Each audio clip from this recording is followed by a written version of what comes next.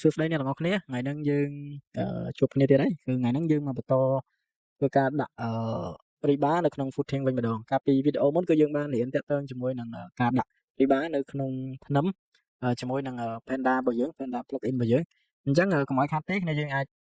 ចូលមកកាន់កន្លែង Panda Structure បានហើយគ្នាយើងអូស mouse មកខាងឆ្វេងមកគឺយើងនឹងឃើញមាន Auto Riba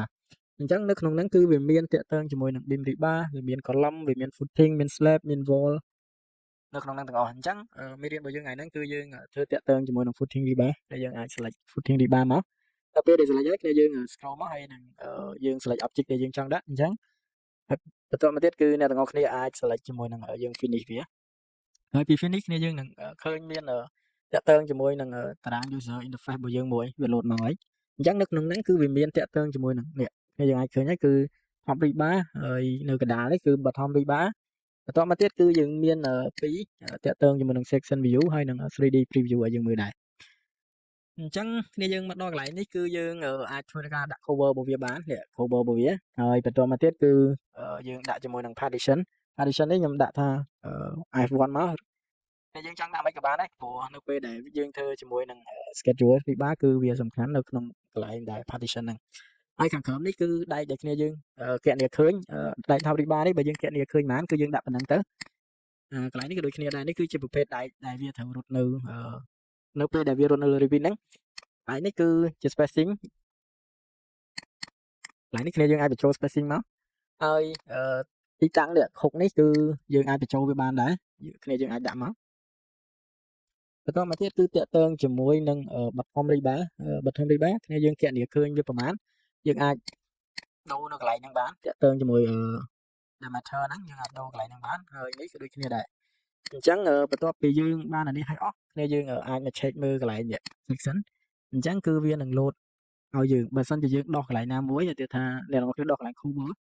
យើងដោះគឺមិនមែនដោះ cover ច្រឡំដោះ top Riba អញ្ចឹងគឺកន្លែងនេះគឺវានឹង load បាត់ឲ្យយើងឬក៏យើងដោះសាយបានអញ្ចឹងវាបាត់ហើយគឺវាសល់តែដៃស្ទាត់ bottom ទេអញ្ចឹងបើរបស់យើងមាននឹង top Riba យើង select មកយើង select ទាំងពីរមកហើយយើងអាចមកមើលជាមួយនឹងកន្លែង 3D view នេះបានអញ្ចឹងក្រោយពីគ្នាយើងធ្វើការដាក់រួចរាល់អស់ហើយគ្នាយើងអាចចូលមក generate វាមកនេះយើង generate វាហើយវានឹង load ប្រាប់យើងថាយើងបានបានអីគ្នាយើងអាចបិទបានហើយយើងចូលមកមើលនេះ Riba របស់យើងអញ្ចឹងនៅពេលដែលយើងដាក់ជាមួយនឹង footing ហ្នឹងហើយយើងដាក់Riba នៅ footing ហ្នឹងយើងអត់ចាំបាច់ត្រូវទៅចូលដាក់ដូចមិញម្ដងទៀតទេគ្នាយើងអាចធ្វើការ copy ជាមួយនឹង Riba ពី footing នេះយកទៅដាក់ footing នេះបានអញ្ចឹងគ្នាយើងចូលមកខាងលើនេះមកនេះយើងឃើញពាក្យថា copy Riba អញ្ចឹងវាដូចគ្នានៅពេលដែលយើងចូលកន្លែងហ្នឹងហើយវានឹង load តារាងឲ្យយើងមួយ user interface អញ្ចឹងដំបូងគ្នាយើងត្រូវ select នេះប្រភពដើមរបស់វាអញ្ចឹងខ្ញុំ select អានេះមួយបន្តមកទៀតគឺយើង select target element របស់យើងហ្នឹងអញ្ចឹងខ្ញុំ copy ម្ដងគឺទាំង3ហ្នឹងបណ្ដោយអញ្ចឹងអ្នកនរគ្នាអាច select ទាំង3ហ្នឹងបានខ្ញុំ select អានេះមួយ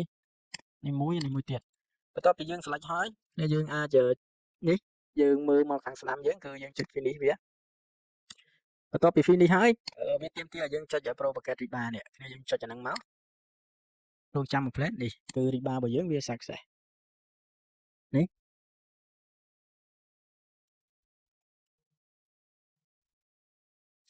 ហើយបើសិនជាអ្នកទាំងអស់គ្នាអត់ចង់បាន color Riba យើងប្រភេទហ្នឹងទេគ្នាយើងអាចចូលមកកាន់ជាមួយកន្លែង color Riba នេះបាន